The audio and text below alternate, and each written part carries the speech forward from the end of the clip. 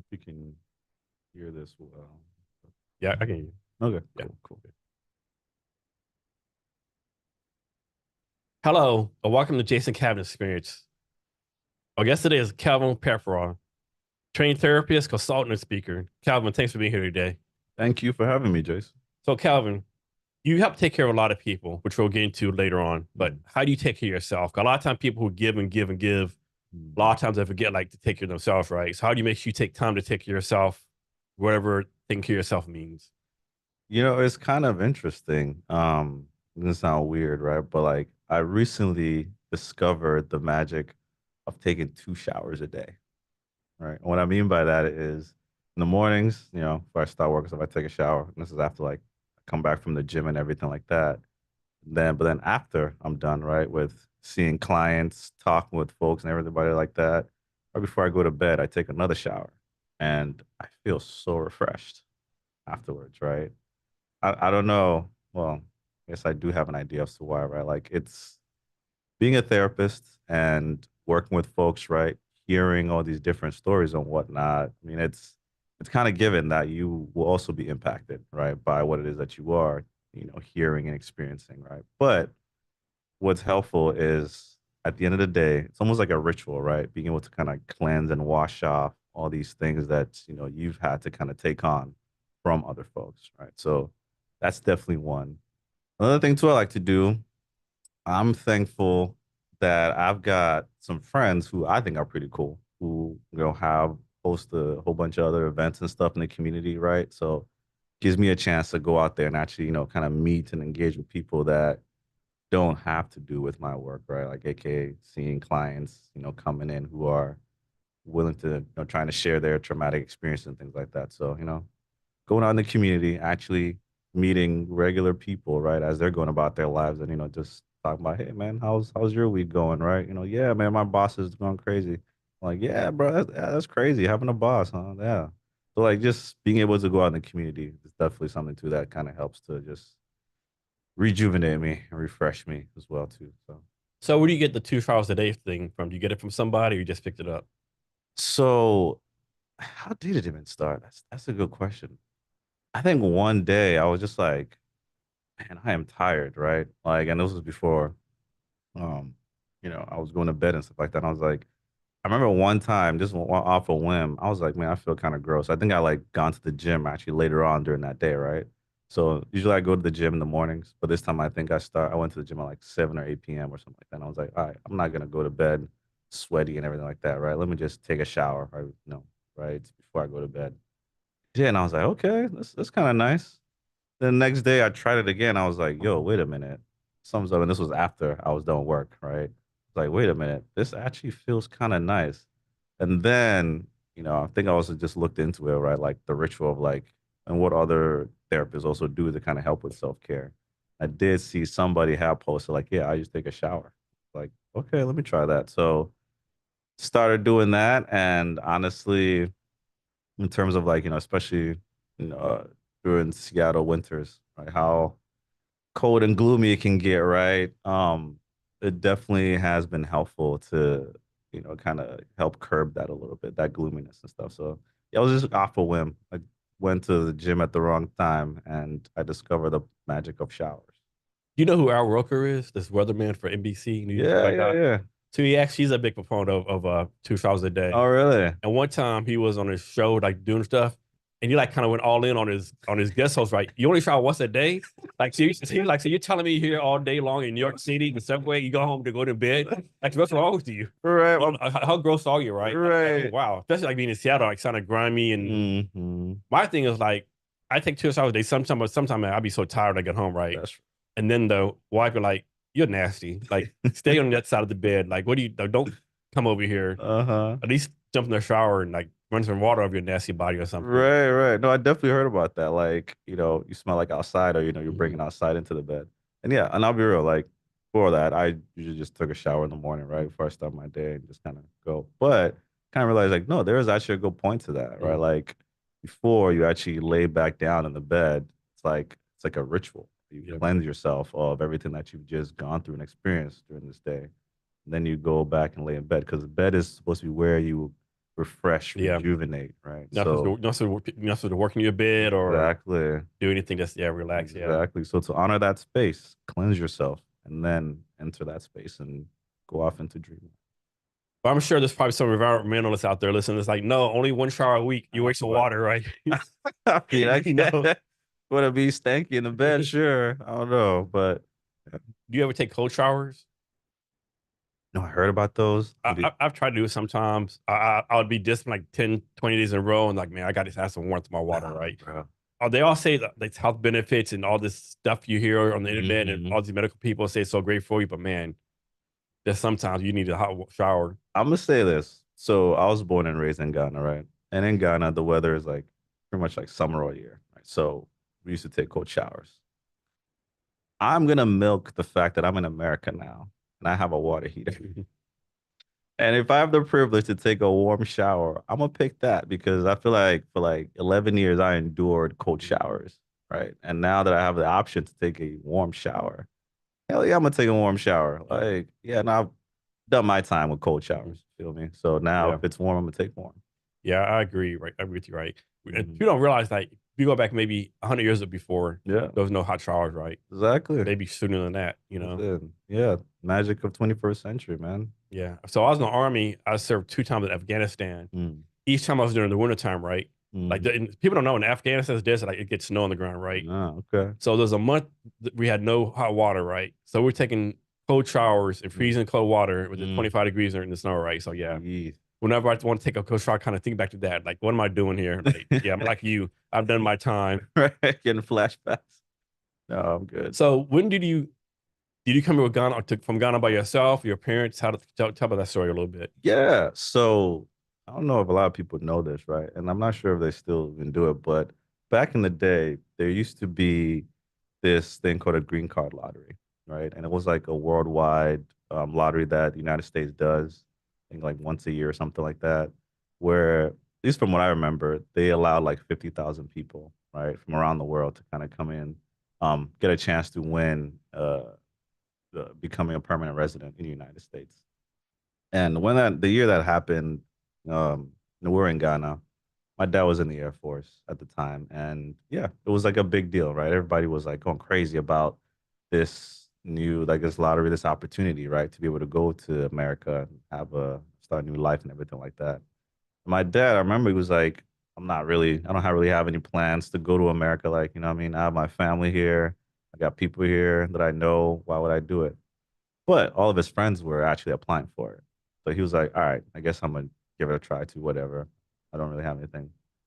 Then tell me why none of his friends won, but then he won. So now he was like, okay, I didn't have any plans for, coming to America, but I guess it's a once in a lifetime opportunity. And, maybe it's a sign that nobody else won, but I won. So I remember I was playing soccer at the time and he calls me over and he's like, Kelvin, hmm, so get ready. We're gonna be in America in about a couple months. And I'm like, what? It's like, yeah, so that lottery thing I told you about. So I ended up winning. So now we're going to America. So yeah, have fun. I was like in shock.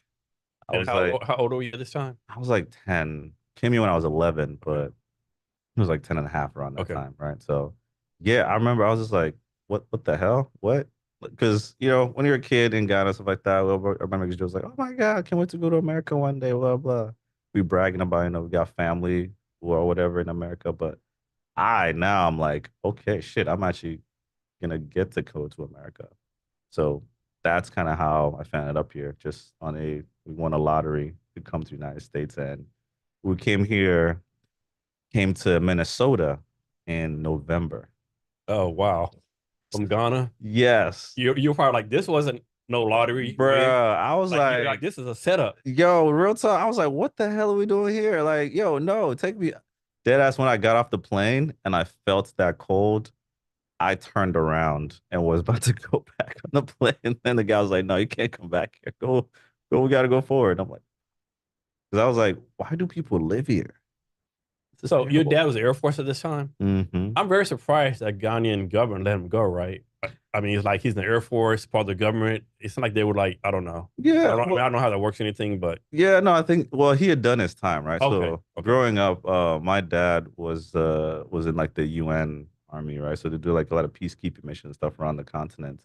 And yeah, I think towards that end, he was kind of like, done doing his tours and stuff, and he was doing journalism rather, with the Air Force magazine or something.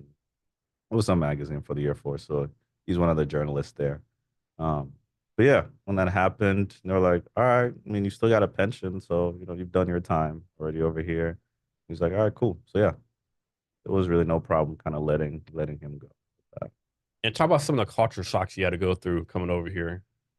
Yeah, I'm sure it's different food. I yeah, guess you already knew English for the kind of, but like just the different things you had to go through. yeah. It was definitely interesting. But one, it was one of the things I thought was really cool was the yellow school bus. Right. So okay, listen, I'm in Ghana, right? And one of the things I always thought was hella cool was you guys have like the school bus, right? Like I used to watch the Magic School Bus, which I loved. I loved that show. Um, but I remember the first day, I was going to school and they were like, "This is where it's going to take you to school." And I saw the what's called the Magic School Bus. So the yellow school bus, I was like, "Oh wow, this is actually happening." Because you only see like movies and shows and stuff, and now I got to go in, so I thought it was cool. In terms of culture shock, one thing, and I think a lot of maybe Africans might resonate with this, right, is like the idea that I didn't know that I was black until I came to America, right? And the reason I say that is that when you're growing up on the continent, right, when you're growing up in Africa, one, everybody looks like you. So you don't really think about your skin color being something that's like, important or anything like that. But when you come here, when you come to America, where there's a lot of different peoples, right, and what they call a lot of different races, yeah, people like to categorize and try to fit you in. It's like, okay, you're black. This is what you do. This is what your people do, and it's like, okay, that's kind of weird. I didn't know that my people specifically did a thing, but here we are, I guess. So yeah, you kind of learn the unspoken kind of rules, right, of America, which is that there are different races, and different races are known for different things, right? This is what black people do. This is what white people do. This is what Asian people do. This is what Hispanic people do. And it was like, that's weird. That was a weird thing to me because it's like, what makes it so special to these people that these people only do this or are known for this? I could do whatever. I can do all of that. Why can't I do all of that? So it was this concept of race is outside of America. Not a lot of people actually think about or see skin color in the same way. But I think that's to say too about the unique experience, though. I've learned the history of this country, right, when it comes to race and skin color and everything like that. So, So, do you think being coming over here from another country has given you an advantage versus like regular Americans? Like, do you think immigrants are more motivated to be succeed? Like, they take advantage of opportunities where most Americans are like, yeah. well, it's interesting, right? Because I've had this conversation too with folks, specific black folks too, and it's like at one point, I used to think that, right? I used to think like, yeah, like being an immigrant and kind of coming here, yeah, there is in a sense uh, a different kind of drive, right? Because outside of this, they call America the land of opportunity, right? And when you come here, you're like, oh, okay, so you're telling me like I can actually do something. Like in Ghana, for example, if you wanted to start a business, it's kind of, I would say 90% luck that it will succeed, right? Like one, there isn't really any, I mean, sure, there's like a official administrative process you can go through, right? But one, you don't actually have to go through that. You can just set up a little canopy somewhere and start selling something. But the odds of that succeeding, right? You even like one getting capital for the thing you're trying to sell, all these other things and whatnot, is difficult, right? So again, it's like a luck of the draw. Whereas when you come here, there are not only a system for starting a business, but there are things like grants. There are places you can go market yourself, right? It's very much organized and structured here. So if you want to do something, there is like almost like a set path. Okay, you want to open up like, a hospital? All right, boom. Here are the laws that we have for, for to be a hospital. Here are the paperwork you need to do. So there's already like a way there's a system there. Whereas in Ghana, there isn't so much a organized system. So yeah, I think a lot of immigrants when they come here, they see that they're like, okay, this is what I wanted to do, but I couldn't do it in my home country. But when I come over here, I see that there's a system. I'm gonna do it. But then they look at maybe other folks and like, how come you guys don't take advantage of this opportunity and system that you have here, right? Like, if you want to do something, you can do it. But as I've talked with, specifically other black folks and whatnot, coming to learn about, well, historically, it's not as black and white, right? Especially when it comes to black folks. Because there have been times when black folks have built something, but then it got too much destroyed or bombed or, burned down by other folks in this country, right? So a lot of black folks still kind of carry that trauma in some ways. But then also the awareness that, yeah, there is a history that a lot of immigrants don't know about because it's not like black folks and other folks haven't tried to do the thing that we're saying, right? It's just that we weren't here for it. We don't have the same history as, they do here. And yeah, it's not as simple as folks are just being lazy or something like that. From your point of view, is there like tension between a black person that comes from Africa versus Mm. a black person who's born in America?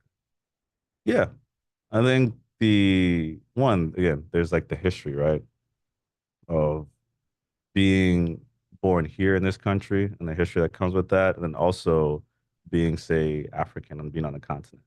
Because one of the things that black folks here say is that they wish they knew, their lineage or like where they came from, right? Being African, yeah, I know where I come from, right? Like I have my family, like, oh yeah, we were from here and then we moved here and then we moved here, but here's your, your lineage basically. So I know where I come from. I have quote unquote a home country, right? Um, what else is the difference?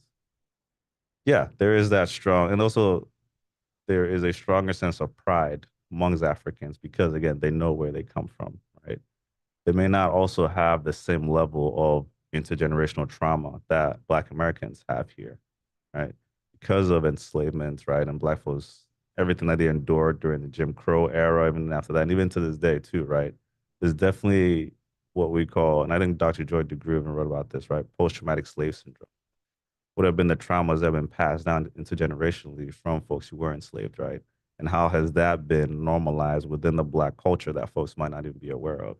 There's a lot to unpack when it comes to Black Americans. A And lot of people forget Jim Crow was on like 50 years ago, right? It's not exactly. like a century ago. Like people's grandparents or parents lived through that in the They were South, right? there. They were there, yeah, and they saw all of that, right? And so, and these people are like walking around to this day. So it's not like exactly like you said, something that happened 200, 300 years ago. Literally happened like a few decades ago.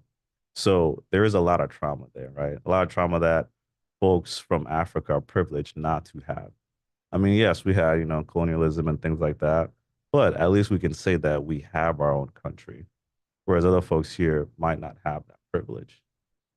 And how many times have you gone back to Ghana since you've been here? Um, say like 3 or 4 times, I think. Yeah, I came here in 2003. I think I've been back like Okay. 3 or 4 times, yeah. And so, like, I have no idea how many countries are in Africa, right? Mm. But like, as far as like economic status and like all that kind of stuff, is Ghana like in the lower class, middle class, upper class? Like, is it a pretty Yeah, well off country? Like, are they struggling or I mean, just a generality? so the thing is, I think with, every country, right, there's like, the good parts and the bad parts.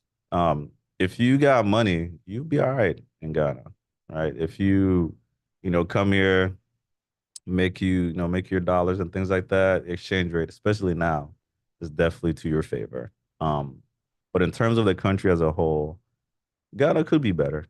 I would definitely say that. People are now, starting to develop it and things like that. We had, I think, the year of return, and it's still ongoing right now, where folks, a lot of diasporans, go back to Ghana like during the Christmas time and everything, and it's really fun. There's like Airbnb there now. Last time I went back, there was Uber. I was catching Uber and stuff like that. Growing up, yeah, there was no way. I didn't think there would be Uber actually. I was shocked when I went down there and actually could call an Uber. So it's slowly developing, but I think leadership could be better. Um, Priorities could be better. Other areas, other countries that I've seen are doing well and are more developed. See, there's Kenya, there's South Africa, Ethiopia. Even our neighbor Ivory Coast is even, I have to say a bit more developed, but I would say like middle, low middle, Okay. stuff like that. But it's still growing, still getting So better. I had a good friend, actually, still a good friend. He was from Ghana. He was a helicopter mechanic. He was Oh, stationed in nice. Texas, like 95 to 98, right? Mm. And he was an E4, right? I mean, he don't Mm. get paid a lot of money. He was sending money home, and he had like this mansion built, right, Yeah. for all his family, right? I'm like, how does this work, right? Like, I Mm. know we get to pay the same amount, and he had explained to me how the dollar, all the stuff worked, right? And Yeah.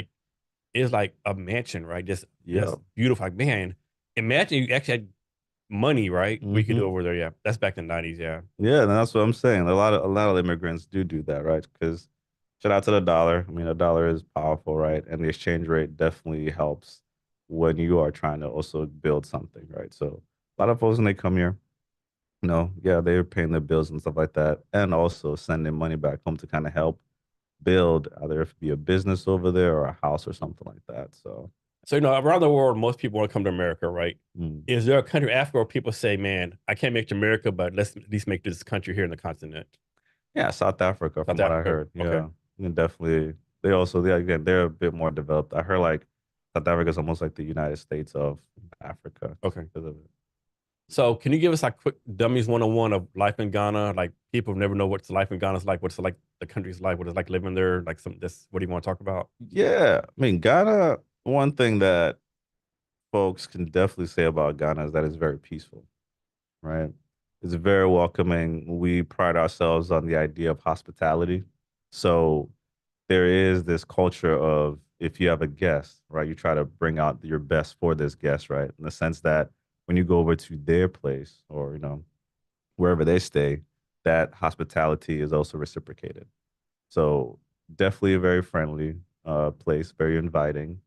Um, yeah, people just, you know, try to live life, right? I remember last time I was back in Ghana, I was driving with my cousin and stuff, and I just saw a mango tree just on the side of the road, right? And the interesting part was like it was like dangling off a wall in somebody else's uh house, like a yard basically. And I was just thinking to myself, wow, I can't remember the last time I saw a mango tree. This thing right there. And it was like literally, you can walk by, you walk on the sidewalk, and this thing's like right in your face. You almost have to like duck and stuff. But you could see it ripening, right? So it's like you could literally just grab the mango, wipe it off, and just eat it as you're walking by. And that's everywhere. And I was like, wow, that's crazy because in America, one, that's somebody's property. Two, you would never see a mango tree just dangling off right there. No, that'll be, again, you wouldn't try to do that. And three, the only place to get a mango is KFC or Red Apple or, Yeah. wherever you go shopping. So, So this is gonna be an ignorant question, but no, can you start gone like drive through every country in Africa? I'm sure some countries you don't want to drive through, but it's like some kind of international highway system in Africa. You can go from Ghana to so wherever. there isn't a international highway, but there have been people who have driven through pretty much the entire continent, every country, right? So there's like different roads and stuff like that that you have to kind of navigate. But yeah, when it comes to borders, right? Africa is interesting in that, well, our borders weren't created by us, right? They were Yeah, created by, the colonizers and stuff. British and French. Yeah, Man, yeah, that whole gang. But so that means is that a lot of folks actually are very connected. Like pre-borders and stuff, it was like I'm just gonna go with my cousin over here, and they're gonna come visit over here. But all of a sudden, somebody in Europe just drew a border in between the path, and I was like, this is a brand new country, and now this is a brand new country. But it's like my cousin's over there. How am I supposed to get over there? So it wasn't our border idea of borders aren't as strong, right? So, for example, in Ghana and Ivory Coast, it's like I call people, who live in Ivory Coast like Ghanaians who speak French, right? And we just speak English because it's like they actually can also speak our native language, but it's like, okay, let's switch to like, a different language. They start speaking French. You're like, whoa, what the heck? Like that's wild. They look like you, right? Like, well, they look like me. yeah, So it's like wild to kind of just see that. Um, so yeah, there isn't really a strong sense of borders, around the continent. It's if you want to go over to every country, you kind of have to, get to the border. You're like, hey, I'm trying to come in. All right, cool. Here, yeah, come in. Just don't be crazy out here. And those are like back roads and stuff like yeah. that. So Nice. Yeah. So, what is a LMHC? LMHC stands for licensed mental health counselor. Is that pretty hard to get, or Yeah. So after graduate school, right, you should do your degree and stuff like that. You then can apply for what we call an LMHCA, which stands for Licensed Mental Health Counselor Associate, right? And that's the license you get before you've done your, year, 100 hours of supervision, as well as just the hours that you need for face-to-face counseling, right? And once you're done with the required amount of hours, then you can apply for your full licensure, which is the LMHC. and what does it mean to be EMDR trained? EMDR trained means that you've done, let me think how many hours it is. I think it was 20 hours of EMDR training. Um, EMDR stands for eye movement desensitization and reprocessing. It's basically a modality that was developed by, I believe her name is Dr. Robin Shapiro, in helping clients treat trauma, right? So it's the what she discovered was that in the animal kingdom, right? So say a gazelle, a deer, whatever, after being chased by, a predator, right? What they do is that they move their eyes back and forth. Um, and what research has discovered is that that eye movement back and forth, actually helps your mind process very traumatic experiences, right? What just happened? Kind of makes sense of, okay, I was going through the plains, and then I just got chased by a lion, and now I survived, and now here I am. Versus when folks are trapped in what we call trauma, right? That processing hasn't happened. So sometimes when they're just walking by, some things can maybe trigger, quote unquote, the incident that had happened, the traumatic incident that did happen, and they feel as if they're back again in that situation, right? That's what we call kind of having a flashback moment. And the reason for that is because your mind hasn't processed the thing that happened as something that happened in the past, and now you are okay. So EMDR kind of helps folks be able to process those traumatic experiences as just things that happened in the past, and now you're in the present. That does that like separate you from other therapists because you have that versus if you didn't have it, Well, or something you have to have? no, not necessarily, because there are a lot of different ways of treating, trauma and stuff, and EMDR is just one Okay, modality to okay. to do that. And you went to Hope College? Did Where's that at? college is in Holland, Michigan. Oh wow, okay. Yeah. Um, so when did you figure out that, well, let me backtrack. Like when you're a kid, most people like, I want to be a fireman, policeman, superhero. I'm pretty sure you didn't wake up one day before and say, I want Yeah. to be a therapist or do this line of work. How Yeah. did that talk about the process, how that came about to you deciding like this is your life's work? Man. Okay. So let's go back to little Kelvin. Um, yeah, when I was a kid, one thing I really enjoyed doing was people watch, right? I was fascinated by this, just watching people. So when I was a kid, my mom, would take us to markets and stuff like that. And then sometimes she would leave me with somebody like, hey, can you watch him while I kind of go out and do the shopping? I was like, all right, cool. So I'll just be staying there for a bit, but I'll just be watching people, right? As they kind of going about, doing the market and stuff. And it was so fascinating seeing one person have an interaction with somebody, right? And you can then see, their body language as well as, just the gestures and stuff like that, that they were upset about something.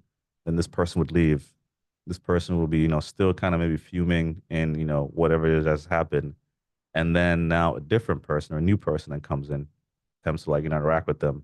And they'll just kind of blow up and like, I'm not have time for this, blah, blah. Like, I don't want to talk to you right now. I was like, whoa, what just happened? But because I've been watching them, I was like, I know what happened, right? I can understand what it is that led to this whole situation kind of just happening. Really love that. And then when I came to America, went to high school.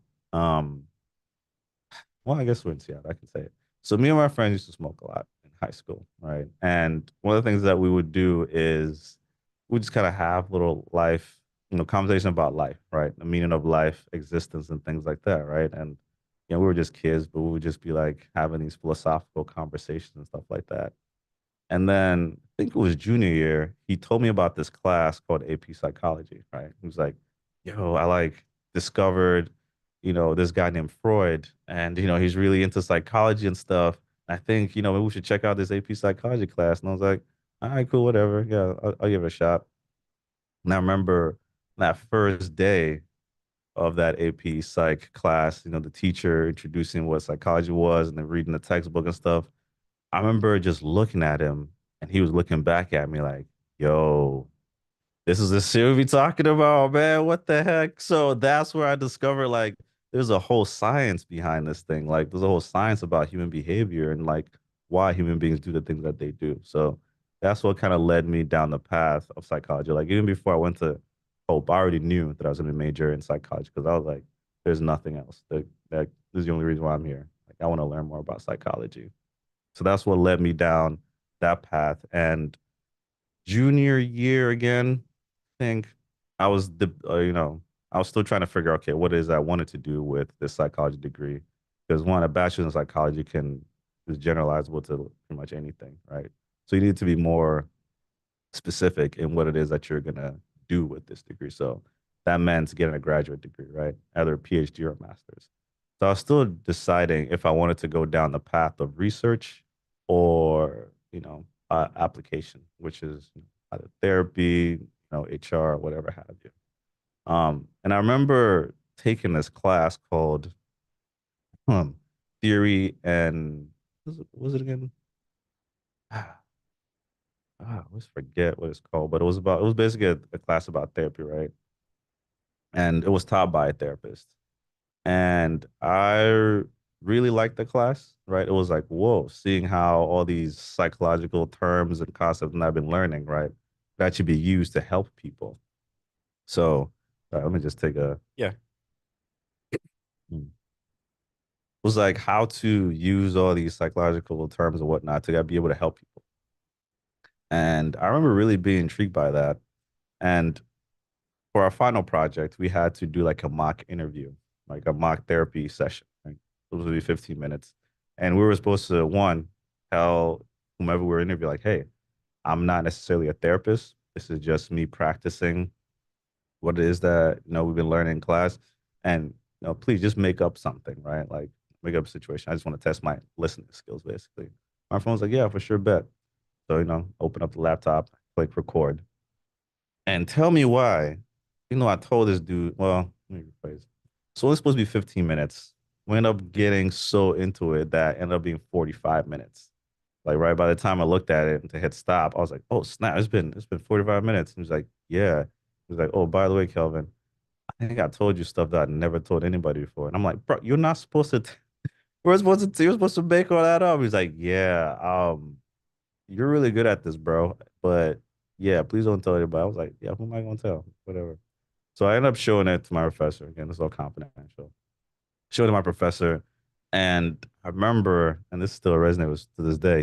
She was like, Kelvin, I think you might be the best one in this class. You should just seriously consider being a therapist. And I was like, really? She was like, yeah, like you are really good. Like yeah, I know it was supposed to be long, it was supposed to be short, but this, yeah, that was really good, man. You should really think about it. I was like, okay, cool. I'm gonna think because I like to me it came easy, right? Like growing up, I was always that kid that people would just come and sit next to and just start telling their problems to. And I'm like, whoa, what the heck? Like I was just trying to eat my chicken sandwich at lunch, and here comes this guy telling me about what's going on at home and how how hard it is with his parents.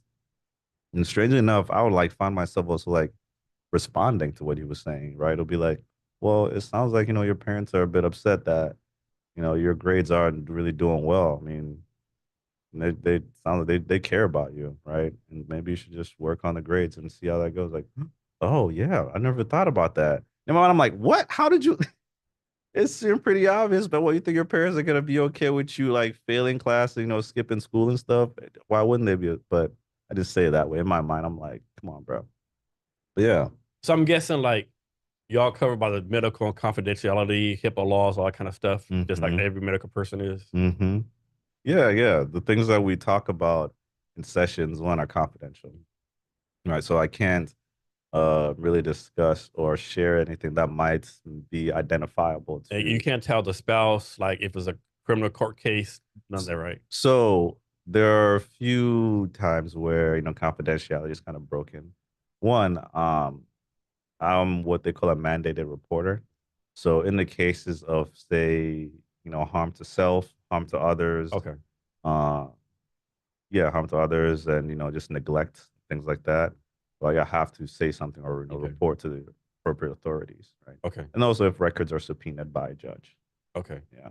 Um, what are some differences between a psychologist and a psychiatrist? If I So said that correctly. yeah, yeah. So a psychologist is typically someone who has a PhD, and they can do research as well as therapy. Whereas a psychiatrist can prescribe medication, right? Sometimes they can do therapy, but oftentimes they're more focused on just medication management, right? So, your Vyvanse, your Adderall, and whatnot, they can prescribe that. Whereas because they go through medical school for that, but a psychologist doesn't, can't So do you have a prescribe. goal of getting your PhD one day? Yeah, my dad wants me to get it. He just want Don't the. see them. Don't sound too enthused about that. You're like, yeah, I do like 10 years down the road. I mean, listen, that's like a whole nother like 3 or 4 years of school. And as in, I love school, but also I do enjoy one not having to, write papers and stuff. Mhm, Like right now, I'm TAing for one of my professors over at Seattle U mhm. right now, but uh, I will get my PhD in the future. It's just that like right now, there's some things that I'm trying to do and work on, and I'm not sure if I have the bandwidth for that. Is there like a standard definition of therapy? It's see, it's tricky and it's difficult. 'Cause even us in the field, it's like don't want to necessarily um have like a formulaic, description of it, right? It's because therapy can look different for a lot of people, right? There are folks who they come in, yeah, you can come in the office and speak, right, and talk with somebody. And then there's also some folks who go on walks with their clients, right, while also still having that active listening, and talking with folks and stuff. I know there's some therapists who just like meet up in the park and they just have conversation with their clients and stuff, right? So it looks different, but I think the core of therapy and being a therapist is being able to help folks, right, with their mental well-being, right? Helping them to identify and diagnose if there is something or specific disorders and things like that that might come up or arise just by being a human being on this planet, right? And ways of healing, right? Ways of healing or helping folks through that. And Sarah Company, do you focus on therapy for men who are men of color or just black men, or can you go into that real fast? Yeah. So on my page, um, I do say that I work with BIPOC folks and whatnot, but I would say my caseload right now is almost like 90% men, right? And it's not just men of color. I also have white men too that I work with. Um, and one of the things that I do also work with folks on is men's issues, right? Like, where is a space for us men to be able to kind of just talk about and share what it's like just being a man, right? I have folks whom talk about just the sense of a lack of purpose, for example, right? And also other folks whom they don't doesn't really hit them until say like they're in their 30s or the 40s, and they're like, what have I accomplished in my life, right? I have the desire to want to, leave a legacy in some ways, but there's something maybe holding me back from that. Or, what are how do you process just the natural stressors that come from folks who are still trying to build something or leave a legacy, right? Or just, well, where's the space for you as a man to be able to just kind of talk about what it's like to be a man, right? Societal expectations, as well as your own personal goals and expectations you might have for yourself and managing the stressors that come with that. So I don't know if you're on TikTok, but it's on TikTok a year ago, right? Mm, This lady therapist, that's probably not the right term, but this female therapist, mhm, we're in a TikTok. She said, "Hey, gave this. I'm a therapist." Blah blah. Question for mhm. the men: how many of you have someone to talk to when things are going wrong or Right. bad? Right? Hundreds of thousands of men said no one. Yep. Like I'm a man. Who am I going Mhm, to talk to? My wife, get out mm, of here. My mhm. dad, get out of here. I talk about something. It's like, man, it was so sad, right? Yep. Yep. And it's real, right? Because like this societally, we have this expectation almost like that men don't have feelings, right? Like we're supposed to be these stoic, ice cold creatures that are able to just kind of take everything on the chin. But we're humans too. Like regardless of how we feel about it, all human beings have emotions, right? Now, how they express and show their emotions, and also if they feel safe, to share those emotions, right? Without judgment is also important. So where do men have that? Here's one for you. This is my opinion. It's like people are more able to like, tell their worst demons or worst stories Mhm.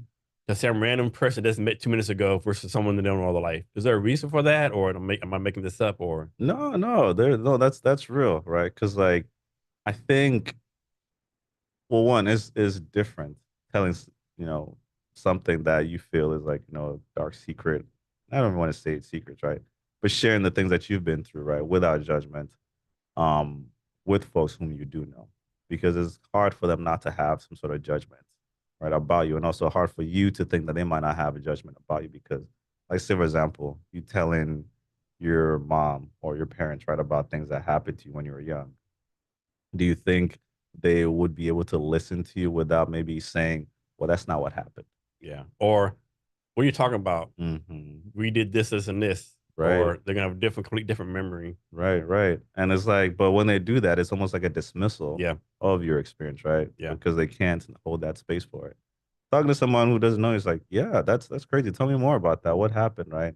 It allows you and gives you the space to be able to actually share what it is that you went through and how it is that you experienced it without judgment, right? It's validating. And how many? So two-part question: Hmm. how many clients you have right now, and what's your max for clients? Yeah, I think right now, let me check. Like last time I checked was a minute ago. I think I have like there's 17 or 16 clients, I believe. My max is 24.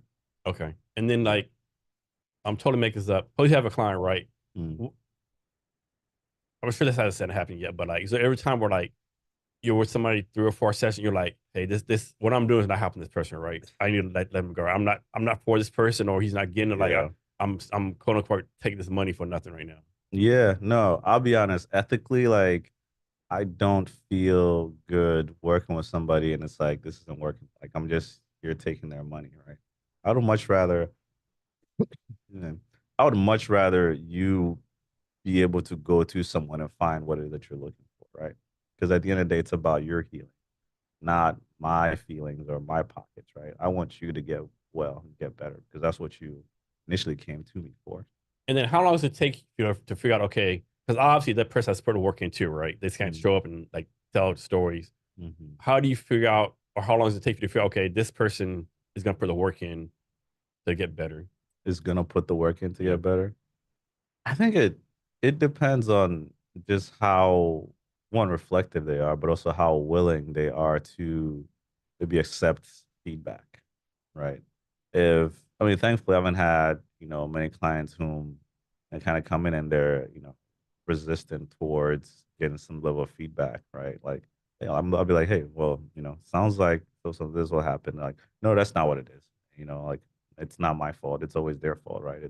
I'm fine, right? It's always other people, right? When you have a client who deflects and is always putting the blame on others besides himself, or being willing to or unwilling to be able to like reflect or self-reflect, that's when it's like, all right, this might be difficult, or this might not be what it is that they think it is, because this is for you, right? And how you can perhaps have different outcomes in your life and not come in here to for validation that it's everybody else's fault but me. So this is totally not the same thing. One time the army had a soldier that worked for me, right? Hmm. I think in a former period, she was in 6 car accidents. Oh wow. She was never the driver. She's always in the back seat. I'm Hmm. like, okay, now you're the common denominator, right? What are you like? But so I'm not driving. Are you? Like you're the common Uh-huh. denominator, right? But Uh-huh. she kept on blaming other people. I'm unfortunate. Like, but you're in 6 accidents in 4 months. Yeah. Like, are you? Is it like that bad? Yeah. And it's like, what's this is kind of funny, but not funny. And she will say, hey, God's protecting me. Her Mm. friend said, seems like God's trying to kill your ass. Like, man, I don't know. Like God's trying to kill you.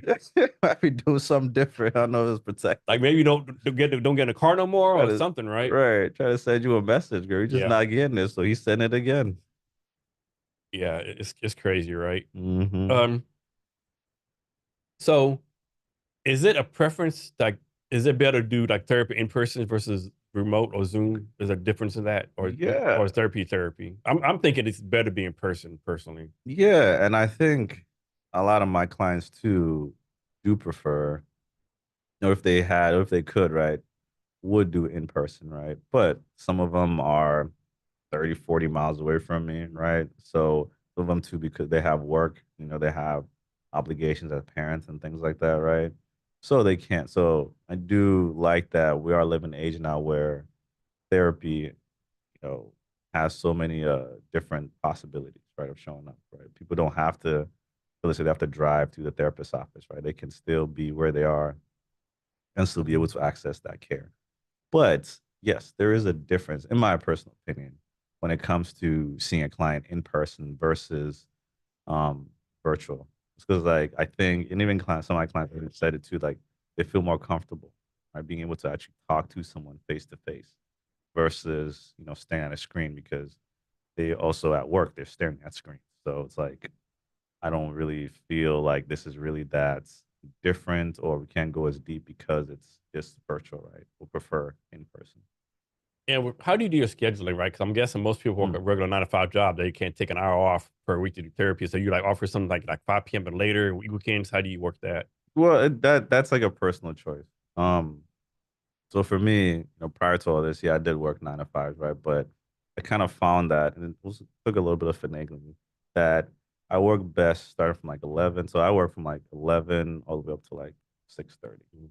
So I'm someone I prefer later on, starting later on in the day versus starting early in the morning. So it depends. Some therapists are like 8 a.m. I'm ready to go, right? I have my first client 8 a.m. But then I'm done with the day at like say 2 or 3 p.m. I'm more of like a late riser, I think, whatever it is. So, What if you have a client and they're like, man, they have like a mental breakdown or like something's really mm, go bad? Or they would like call you like, I won't say 24/7, but like, yeah, how does that work? yeah. I tell my clients like if it's a crisis, right, and you're not sure what to do. Yeah, sure, we can talk about it, but most likely what will happen is try to help folks kind of de-escalate, and calm down. And if it's getting worse, all I can do is just refer them to say, go to the nearest hospital, right, and they'll take care of you. Because in the hospital, they also typically have social workers who can help direct folks to say like, they need like a psychiatric mental health care, right? There are different clinics that are out there for specifically for Mhm. psychiatric mental health care. So they're able to kind of decipher, okay, is it a biological thing or physical thing, or is it like mental thing, right? And they can refer folks to the appropriate locations. And like you charge by the hour, correct? Yeah, yeah. So how do you, I mean, don't tell the details, but how do you come up with your pricing model? What do you need to charge different price? That's how it's stuck, or you wouldn't at what your peers charge, or how that come about? I mean, I think that depends. So when I first started off, I think I started off at like 120, just think of what it was, and then now I'm at 140. But how that is determined is that it depends on the individual, right? One, how many hours you want to work, um, how many days of vacation would you like, and how many clients would you like to see, right? All these different factors kind of then go into what your hourly rate will be. So I'm not gonna do the math, but if you want to make a certain amount of money per year, okay, Yeah. cool. Shout out to you. How many weeks you want to work for the year? Okay. How many weeks vacation would you like? How many clients would you like? Then that goes into determining perhaps the price that you like to charge per client. Um, it's safe to presume you have to get some type of malpractice insurance Mm-hmm. just in case, Mm-hmm. something happens. Yeah, yeah, Is all that of that. is that pretty expensive? How practice? Yeah, it It is. is. Okay. Yeah, it is. But I think it's better to have your butt covered Yeah. than not when if something were to happen. Yeah, yeah, definitely. Is is there you find is how to put this? Do you have to do like therapy differently based on like gender, demographics, male, female, economic background, or is like you just get to the root of the problem and do therapy that way? Um, it depends, right? One thing I like about me is that I'm open-minded. So I'm always trying to understand this individual and the why of them, right? And how can I communicate with them? If there's somebody whom they respond better to like say things that are more, Like if I can explain to you like with the science behind something, right? Some of my clients are like, okay, you explain to me what anxiety actually is, right? Biological, what's going on for me, right? Some people are a lot more um cognitive focused, I guess you could say, or neurotic, whatever it may be. Um, they respond better to that, right? Whereas from other folks, it's like, if we can talk about, how they're feeling emotion wise, right? We can also explore that as well too. So one thing I've just find fascinating again is that like everybody's different and everybody's unique, right? And as a therapist, you get the privilege of being able to actually meet that unique individual, right? Like everybody is a story, everybody's a whole universe. And it's like I get to be curious about this universe and what it is that makes them tick, or what it is that they respond best to. And again, my duty to continue to learn, right, for how I can best serve folks when they come in and they're like, I don't know what's going on. It's like, well, let's talk about it. Because as we talk about it, almost always we kind of like it reveals itself what is going on. It's like, oh, okay. So speaking of learning, what do you have to do to keep date with all the psychology trends, and you have to get Yeah. certifications every 6 months, or how does that work? Yeah, no, we have continuing education units or credits that you have to take, right? So don't quote me on it. I do know that you have to take like a an ethics course every 2 weeks, as well as oh no, every 2 years, as well as a course on just like suicide prevention every 2 years, right? I believe you need about what's it, like 18 or 20 credits each year, to get your license renewed and stuff. So yeah, you kind of have to be on your P's and Q's when it comes to. So why have your own company versus working for some big medical corporation doing this for a big company that does it? I mean, you just said it. Why would I want to work for a big corporation? Yeah. Yeah, no. One thing I love and appreciate is the freedom that comes with being a therapist, right? Like I get to wake up, I get to set my own times. I get to make my hours basically. I get to decide how much I get paid, right? But the other side of that too is that everything else is on mine, right? Insurance, I have to figure out, medical, dental, that's stuff to figure out. 401k every time I have to figure it out. And also my taxes are much higher. Um, Kind of sucks. I didn't realize this, but yeah, working for yourself, pay like 30% of everything that you make goes to Yeah. goes to Uncle Sam. But when you're working with somebody, I don't think your taxes are even that high. Yeah. I think it's like half of that or something. And are You your know? clients, are they all like individual people, or you have like we'll say, making this up, ABC Tone Company, that you do therapy for all the employees? Yeah, so right now there seems to be like this shift kind of going on in the industry, right? Where we have these EAPs, right? What they call employee assistance programs. And That's all you did the thing with Boeing recently, yeah. hmm yeah, yeah, yeah. So yeah, that was a workshop that I did with them. But sure, even Boeing might have an EAP, right? Yeah.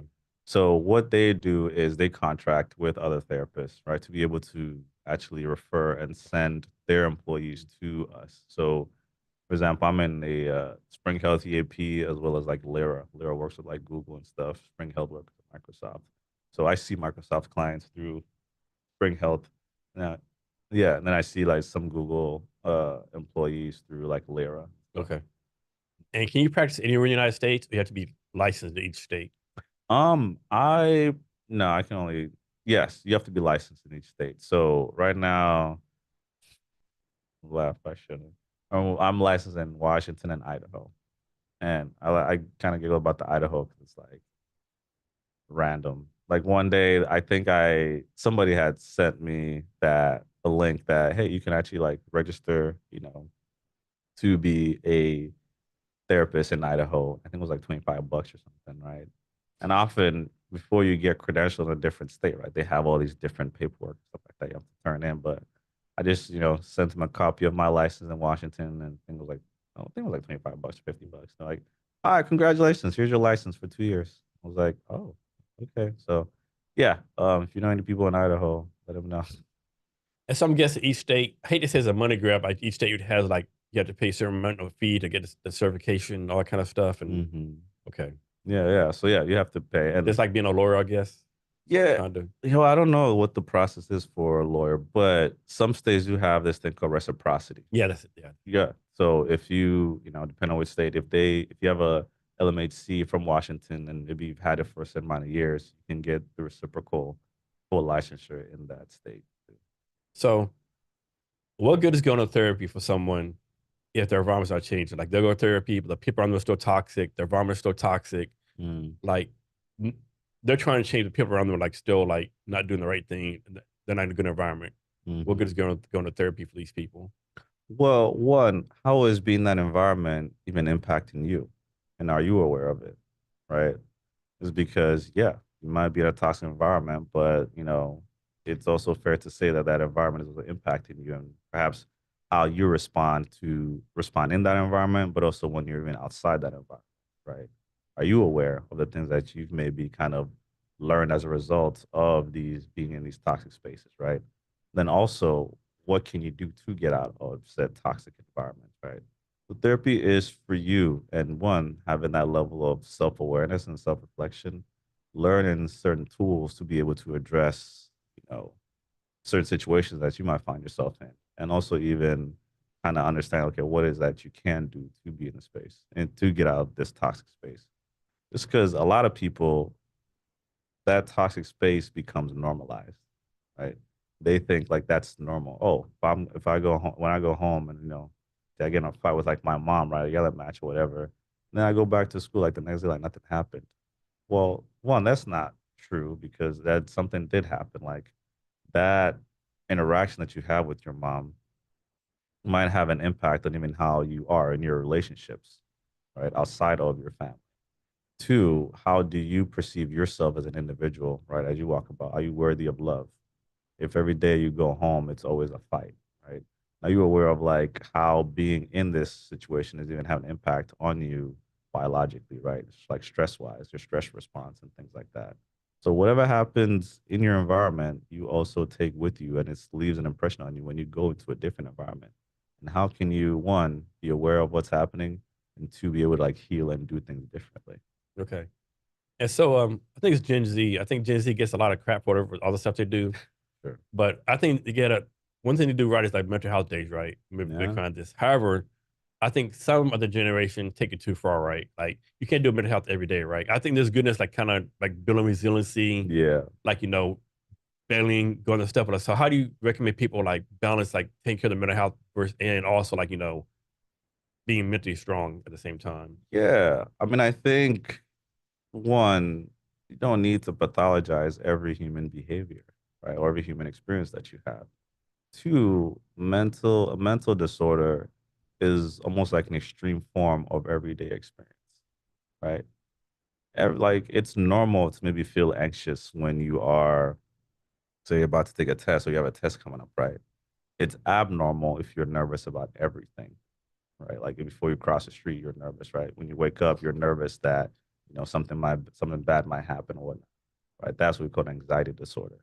So being aware of what is just normal, right? Normal responses to everyday situations and what might be maybe abnormal responses, first and foremost.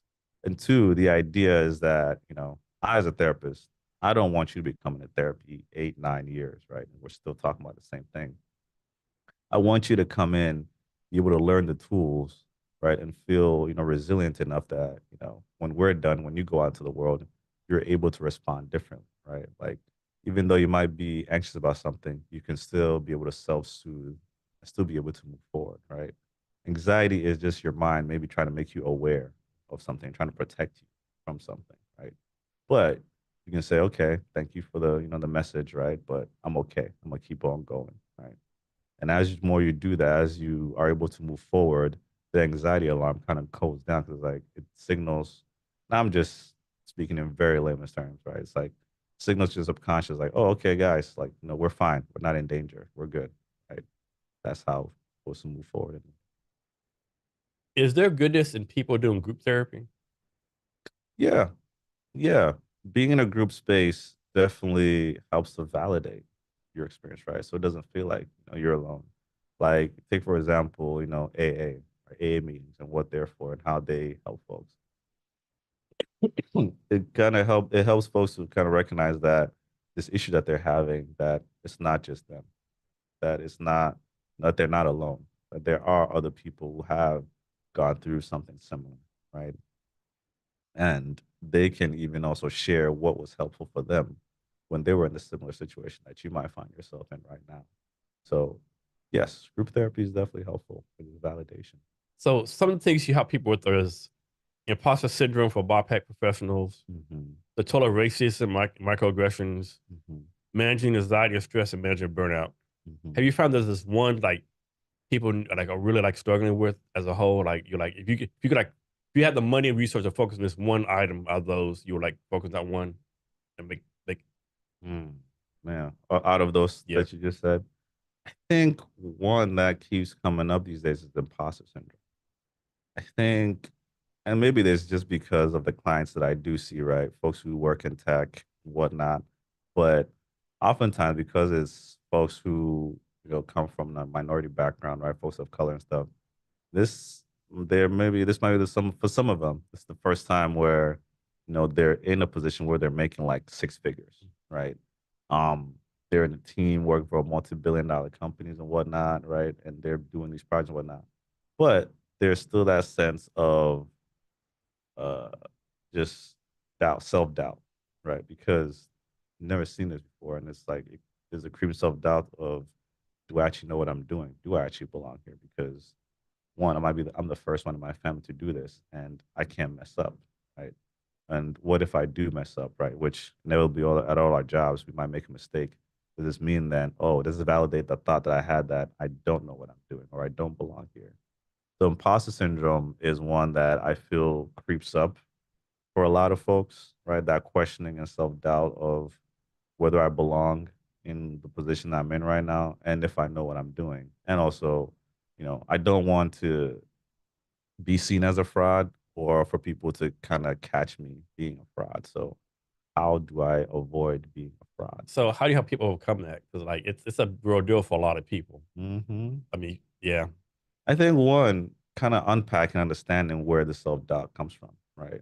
Oftentimes it comes from childhood. What was your experience when it came to, say, praise, right?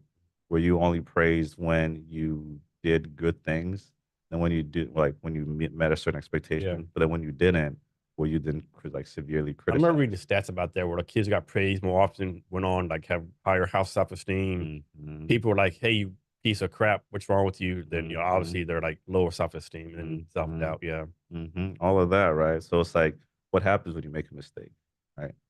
Are you able to say, oh, I made a mistake this time, but next time I'm gonna do it differently, right? mhm. Or at least I know now what I need to improve myself on, right? What we call a growth mentality. Or when you made a mistake, was it seen as, well, here's another affirmation that I don't know what I'm doing, or I'm dumb, or I'm really, stupid, right? Again, that's where that low self-esteem comes from. That's the difference between someone who grows up with a high self-esteem, someone who grows up with a low self-esteem, and how they interpret or make sense of a mistake. So I think this is my best example, maybe Mhm. worst example of like imposter syndrome. Mhm. Do you know who Suni Lee is, the Olympic gymnastic person? No, no. So everyone knows who Simone Biles is. Simone Yeah. Biles, the GOAT gymnastic, right? Won Mhm. everything 2016. 2020, she got the twisties, mental health issues, so she dropped out. Mhm. Suni Lee was the person who won overall Olympic gold medal for the United States. I Oh, mean, for the Olympics, right? nice. Well, she later laid it out that she didn't think she deserved it, right? Mhm. Like, there's no way I should have won this. If Simon Biles would have been here, I should have won. But like, Mhm. well, she wasn't there. You did win. You are the overall Olympic gold medalist. I'm thinking like, if she has it, like, what chance anyone else, right? You know, she has Right. an Olympic gold medal, the best that she does in the world, Yo. and she's still like, I don't deserve this. And Mhm. like, damn. When I saw that story, that really hit it for me. Like, man, if she's struggling, like, man, No, it's real. It's real, right? Because like is she comparing herself to Simone Biles, right? Does it feel like, excellence is only Simone Biles, yeah, I feel like if she would have been there, I would have got silver, not even medal, right? right? But she wasn't there. You did win the gold medal. Like, you Right. did beat everyone else. You did, and that's definitely worthy of recognition and praise for her, right? But having a hard time even internalizing Yeah, praise, for real. that's crazy. So pre-talk, you're talking about you doing some kind of webinar or live event coming up. Yeah, yeah. So I did it actually last month. So it's called the We Mind We Matter networking mixer. And what I do, and this is also one thing that was a bit of a called a passion project of mine, right? Is that one, shout out to mental health. It's blowing up now. It's definitely got a lot more recognition and everything. Um, but I think a lot of folks too, when they are looking and ready for, a therapist, have a hard time even like knowing where they can find a therapist, specifically a therapist of color. And what We Mind We Matter is about is trying to connect folks in the community who are looking for therapists of color, right? And that's definitely one of my passions, right? Especially being myself a black male therapist. I didn't realize this, but apparently I'm a unicorn. Like a black male therapist is something that's like almost like I have to look at the percentage, but even for overall when it comes to the therapy field, right? The percentage of black therapists is only 4%. And majority of that are black women. When it comes to black men, I think it's even I have to look at the stat, but I'm like percentage of a percentage, basically. And that was mind blowing to me because I thought, oh, there must be more of me, right? Like, even though I didn't see a lot of people in my cohort that look like me, I mean, hey, I mean, there are black men out there. I'm sure if I'm thinking about therapy and psychology, there are also black men that also think about therapy and psychology. But no, there isn't. So one of my goals is to try to help folks who are seeking a therapist of color be able to actually find them. And we did the We Mind Man networking mixer last month over at the Station Coffee Shop in Columbia City, and we had a panel discussion, one with a professor from UW about BIPOC mental health and some of the stigmas in there. But we also had therapists there, therapists of color, whom if folks were looking for a therapist, they could connect and network and meet one. All right, so we have folks in the community come in, had the discussion, and then we had this networking where folks could meet other therapists of color. So that's something that uh, I've been doing for a bit. It started off with actually just connecting therapists first and foremost of color to like network within themselves. And then this last event, we opened it up to public to kind of come and actually meet some of these therapists. And the next time I think we will be doing that will probably be sometime in November. It's because we've got some other things. This time we want to try to organize it and make it even bigger, right? And have folks actually kind of come in and we'll have a longer time. So the big one again will be in November. Are you gonna do the same location? Uh, to be decided, Okay. possibly, Okay. possibly, but yeah, for now. Yeah, I'm guessing it'd be unethical for you to like be or some bar drinking beer and tell some random person. You have any psychological issues like that? Right. I'm like, yeah, Here's my business card. I met my therapist when we're taking tequila shots. I don't know about Yeah, so yeah, probably be at a coffee shop. I mean, I think there'll be alcohol, but actually no, there might not be. Mhm. But yeah, it'll be a coffee Is shop. there age that it's too young to get therapy? Too young to get Yep. therapy? Like Hmm. should someone 8 years old or 6 years been going through therapy? No, I mean there are like child therapists, right? And there are also prenatal therapists. Well, no, not prenatal. Folks who work with you know babies who are nonverbal and things like that. But oftentimes at that age, what these therapists typically do is that they actually work with the parents, right? Because again, a child is just human being that's just responding to their environment, and the biggest influencer in that environment is the parent. So how can you, as a therapist, I mean, as a parent, create a space where your child can feel safe, and feel as if you are there to be able to protect them? Because when children, specifically children of babies are very, very perceptive. They have a very strong sense of if they're safe or they're not safe. Right? And that's why they cry. They cry because they're like, I don't feel safe. I need attention right now because I will die don't, if I'm not tended to. Right. So how can you as a parent tend to the cries of your baby, right? Notice what is going on for them. When they cry, when a child cries and you tend to them, it sends back reinforcement that okay, I have someone here who can protect me, right? But when they keep on crying, nobody is there to protect them. Eventually, they will stop crying, right? But that's because they've realized that no matter how much I cry and ask for help, nobody's coming. And now, how does this then translate when this baby becomes older in terms of relationships, right? They learn from a young age that nobody's coming to save me. I can't rely on anybody, right? And that's what now there's these people with attachment and whatnot. The relationship and attachment that you have at a much older age typically begin from the relationship you have with your parents. And then can you be too old to do therapy? Nah, Regardless, 60, 70? I mean, when you're ready, man. Like you Okay. can be 80 and be like, you know what? I I've had quite the life, and I feel like I need somebody. I need to talk to somebody about everything that I've just been through and experienced. Right? Yeah. Has this happened to you yet where like you have a client and you're working with the client and then Mhm. like you just have a breakthrough and it's like, okay, I want to say like the person's cured or healed, but you're like, okay, we've had this major breakthrough and like you're gonna be better rest of your life. Has that happened yet? Well, so typically how it goes, because I can't say like, yeah, I cured you, now you're fine. Things get better for folks, right? When after a certain period in therapy.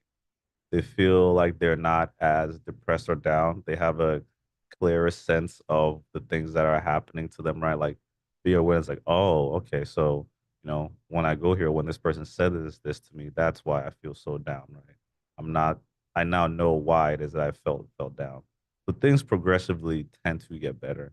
And then, when they're like, okay, I don't feel as, perhaps depressed, or I feel like I have the tools now, right? Like, last time when I was talking to her, for example, right?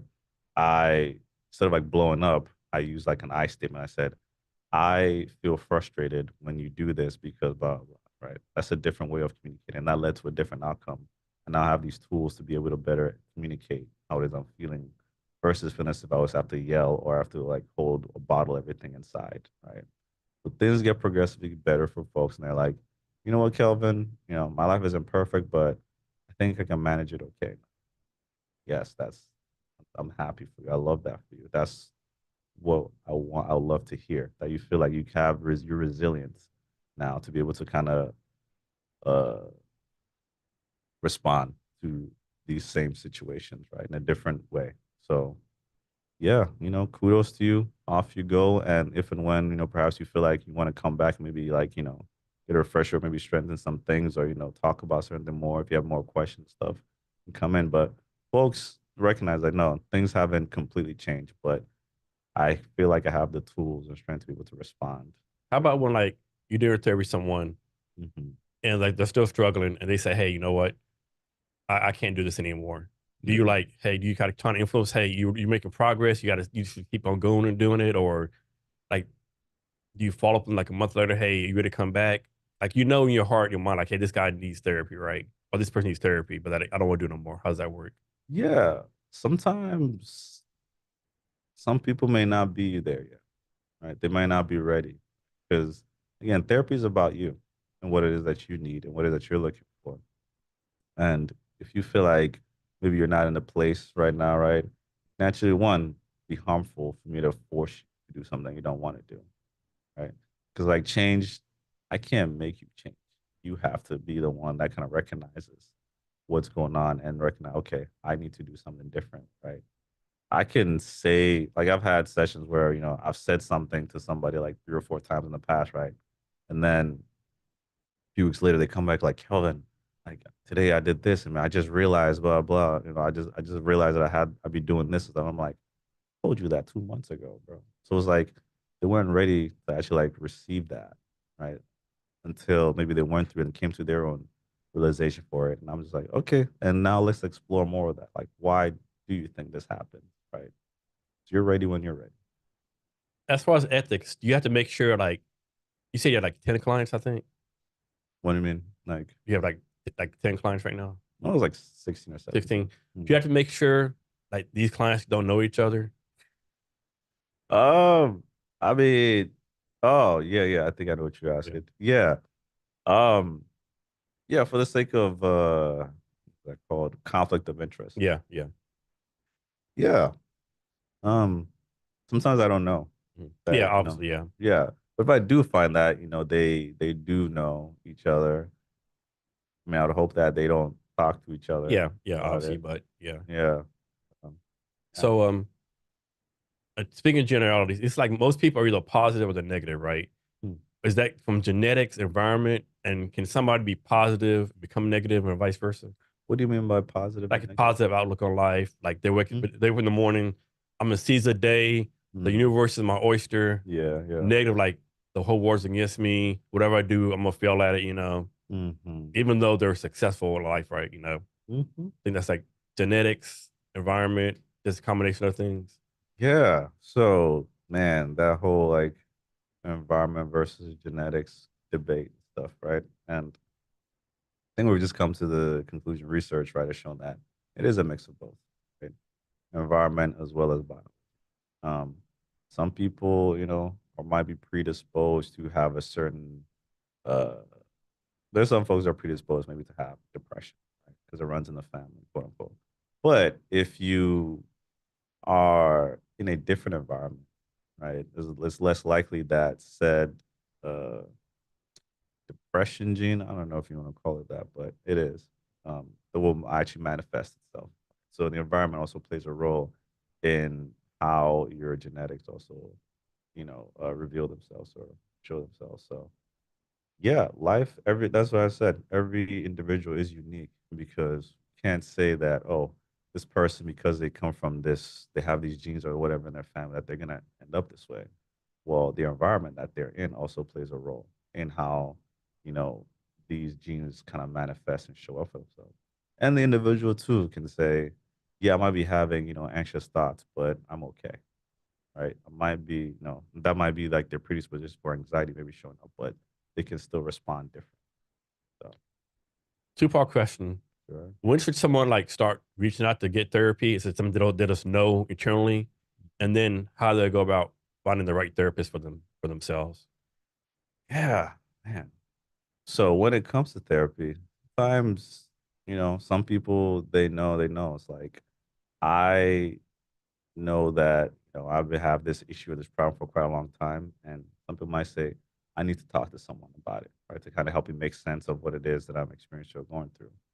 And then for other folks, it's like if you find yourself still kind of repeating certain patterns, right, certain patterns that are unhelpful for you, right, or unhealthy, but you still don't know why, but you find yourself just in these situations responding this way, right?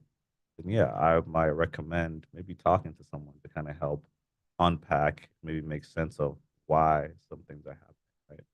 Just because one, as human beings, we can't see ourselves, right? Only other people can see. Like you can only see yourself through a mirror. If you were like, in the jungle somewhere, you wouldn't be able to see yourself, right? And that's the strange beauty of humanity is that we all actually need each other, right? So being able to talk to someone who can reflect back to you, like, you can say, hey, this is my norm. And I went this and it was like, hold on, pause. I noticed that this time you took a different bus than you did last time. What's up with that? Let's talk about that, right? To you, it's normal, but somebody's like, I know that's different. What's going on there, right? So talking with somebody in a non-judgmental space, right, is helpful to kind of help unpack and be able to actually heal. So, what's your advice to someone that say they're freshman, sophomore in college and they're interested in like doing this as a career? Hmm. What would be your advice to this person? Yeah. Well, one, I would say, what's your why? Like, why do you want to go down this path?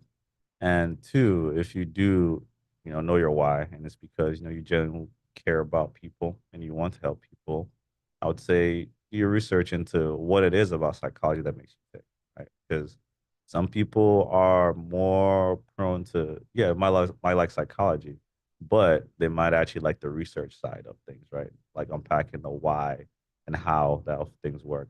And the other side of that is people who want to help, right? Use the research that folks like you might, come up with or discover to be able to actually help clients.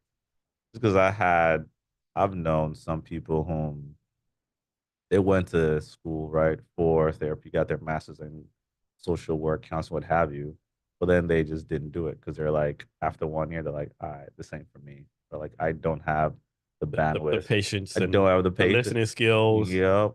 Yep. Because it's I like, want to be the one talking all the time. right, right. 'Cause it's like, okay, well then maybe yeah, we picked the wrong reason for getting in here, right? Can you actually be quiet for like 50 minutes and just listen, right?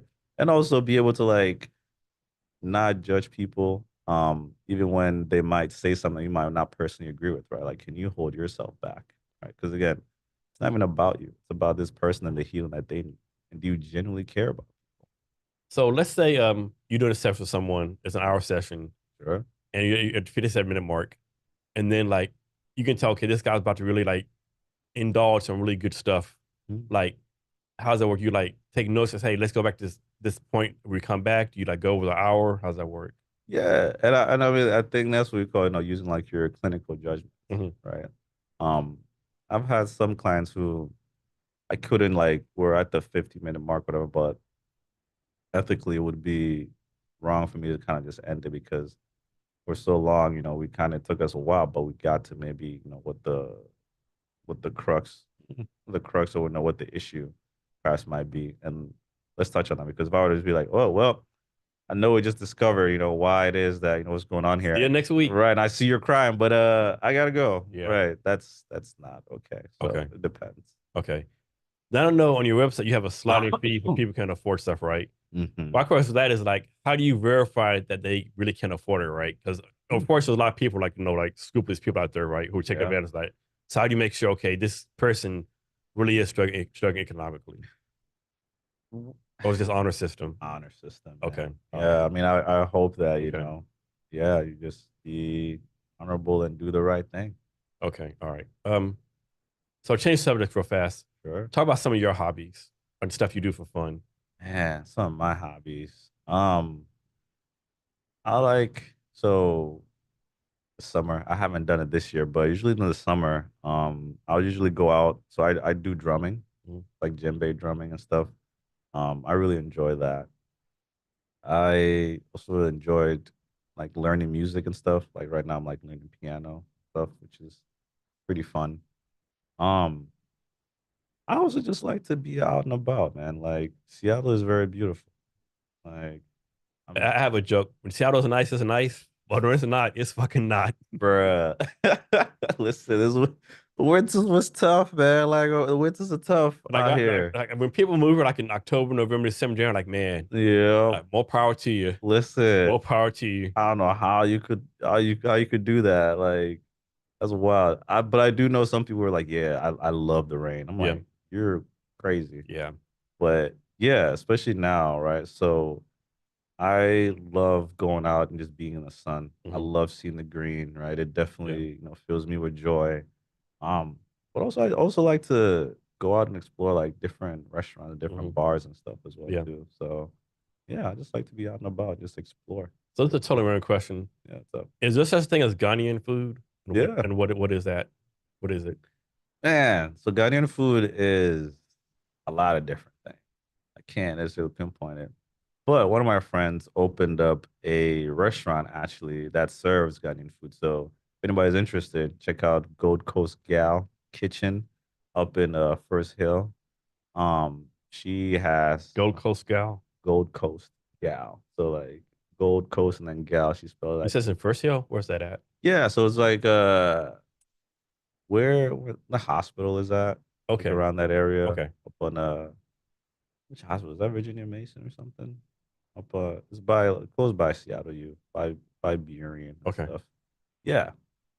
So Ghanaian food, yeah, it's a lot of different stuff just because Ghana has a lot of different ethnic groups. Hmm.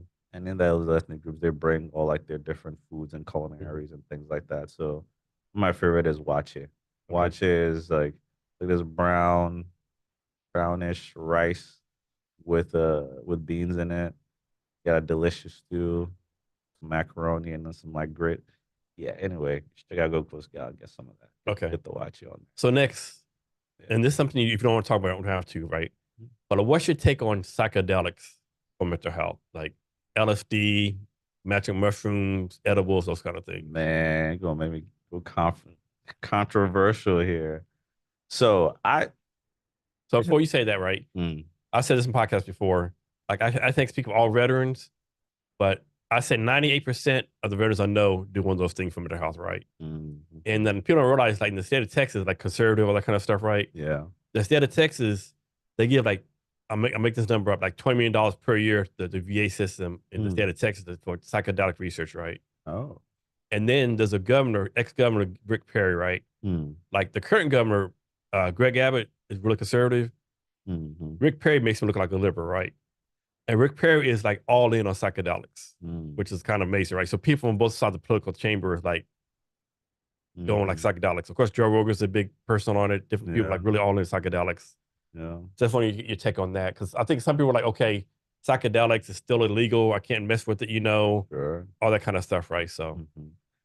Yeah. So I'm for it, right? Just because one, there's a lot about, the human psyche that we're still unpacking and discovering. Um, it's interesting because I'm not sure a lot of people really know this, but there is a reason why you get high when you actually smoke the marijuana plant. It's because your brain naturally has receptors for the marijuana plant, right? They're what we call endocannabinoids, meaning your brain automatically already makes neurotransmitters that are similar to, the chemicals in marijuana. So sometimes they call like the runner's high, right? That's real. You kind of get a slight buzz high off of running. So naturally, our minds are already kind of like primed to actually work and accept these chemicals and I want to say chemicals, these medicines and whatnot. And also, other Asian cultures used to do them, right? There was a reason why they did that. It's because it was like a mind altering, experience, and it did have an impact. Like LSD, mushrooms, they do have an impact on you mentally, right? And how you even process trauma, right? So they are all forms of medicine, right? Some folks might feel some type of way about it, but that's the truth. They are medicine. And you have to also remember, like, we are also a part of nature, right? Like, we have things in common with plants, right? Plants have things in common with us. Plants breathe, we breathe, right? They have a network where they connect and communicate and talk with each other. We do as well. We created, language and things like that, right? So, no, I'm all for it. yeah, I just know so many veterans were like, the veteran VA system, they do Mhm. the best they can, right? Yeah, Prescribe like, we call the normal illegal medicines. sure. Nothing happened, and they go on their own, like an experiment, so to speak, right? And they're like so much Mhm. better, right? I mean, Yeah, like it can't all be a coincidence. we could say that, but full disclosure, yes, I've done mushrooms before, and even then, I was like, I see what's happening here, Mhm. right? Mushrooms kind of like just releases everything from you, right? So some of the things that maybe you might have been repressing, right, unconscious, whatnot, it's all just like lifted off and just revealed to you. Now you have no choice. Kind of going back to the conversation we had about EMDR and processing, right? You're forced to process this experience that you just had. It's like right in your face, and it's like almost like you're watching a movie and it's passing you by, and you're like, oh, this is actually so this is something that happened to me. It's not something that's happening to me right now, right? It allows your brain the capacity to be able to actually like make sense of what just happened and process it. And even after you come down, even after you come down, right, you're left with what just happened. You actually went through quote unquote an experience where it might have taken you maybe months or years in talk therapy, but you just had this experience in like 2 or 3 hours. Yeah, I think it was a shame is like all this stuff is like Schedule One drugs, whatever, which I'm Yeah, sure like keeps like federal funding for research, all that kind of stuff be done, right? So, sure. Yeah. which is not a good thing. I mean, you also have to remember, right? Like these categorizations were made by human beings, Yeah, right? And they have their opinions mhm. about these medicines and Yeah. things The like people that. opinion is that people or the opinion because they actually tried it and they got experiment with it, or this like, oh, this their granddaddy's told them it was bad or whatever. Right. Right. And now somehow it's illegal. So Yeah, cool. So can you talk some like more detail, like how your business got started, what you're mm. focused on now, what your plan is for your business moving forward? Yeah. So after I graduated from Seattle U, I worked in a bunch of different places, right? So first I was working with this. this community mental health agency that did work with high schoolers, right, in alternative high schools. So we'll go in, and I think at one point we were doing a group. Pretty much, it was like a group therapy class, right? Called emotional wellness class. But we would do that, the first hour of the school. The kids would kind of come in and we'll talk about just mental health, reflecting on how the week has been so far for them and everything like that. Then also we see some of the kids on a one-on-one basis as well too. And then after that, I don't say we. After that, I went to work at Fairfax for a little bit. Fairfax is a psychiatric hospital over in Kirkland. Did that for a little bit, and then afterwards, I worked with an agency that contracted with CPS to do like in-home family therapy. So these weren't families that CPS really deemed like removal is necessary, but maybe they might need, like just some family therapy, right? And parents kind of understanding how to actually communicate and talk with their kids. And also we connected them to like different resources, right, in the community. So, your DHS, connecting with food stamps, if they needed it, right? Those types of resources and stuff. Did that for a little bit and it was very rewarding work, but didn't pay as much. So then afterwards, I transitioned into private practice in 2019, and kind of been doing that ever since. But one of the things I would like to do now is transition to do more workshops, right? Do more workshops on just this thing called imposter syndrome, for example, right? Helping folks kind of understand it, and specifically for BIPOC folks, is because our experiences of imposter syndrome is fairly different, right? One, being, say, the only black person in the room, right, can send subtle messages and questions of like self doubt, like, do you actually belong here? Because you don't see other people that look like you, right? And that's not necessarily something that is your fault, right? Just because evolutionary speaking, we kind of evolved with the idea of like understanding where we belong and where we don't belong, right? For matters of safety, right?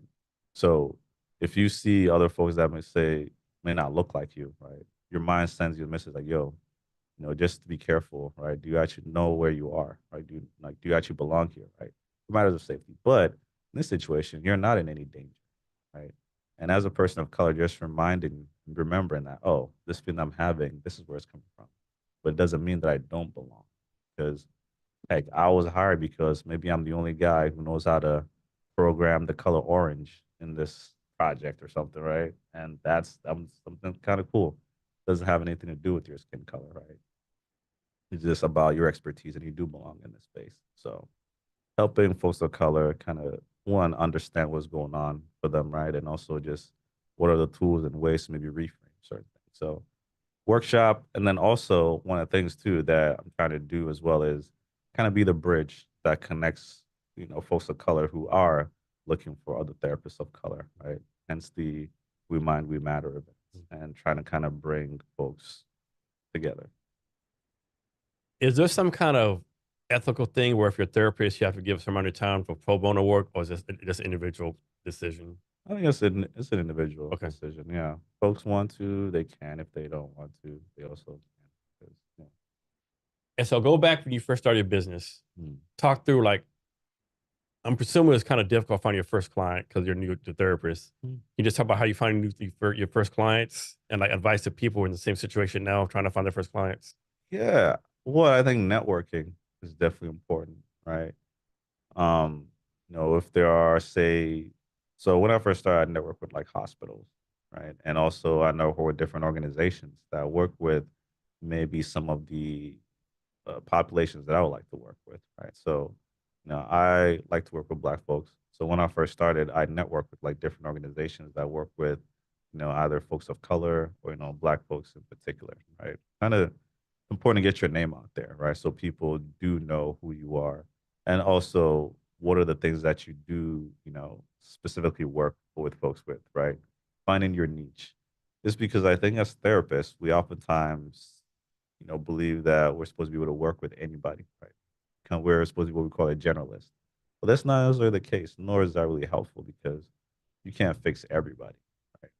Like, for example, I don't necessarily work with folks, specifically on eating disorders, right? Because I don't know too much about eating disorders. And it's not really something that I can necessarily relate with, but also levels of comfortability.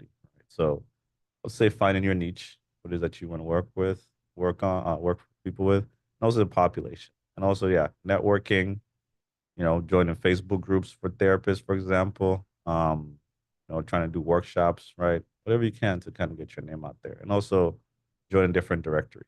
So Psychology Today, one big directory. There's Therapy Den, and as well as other different directories for therapists out there too. So I know like LinkedIn is like good for like job searchers and all that kind of stuff.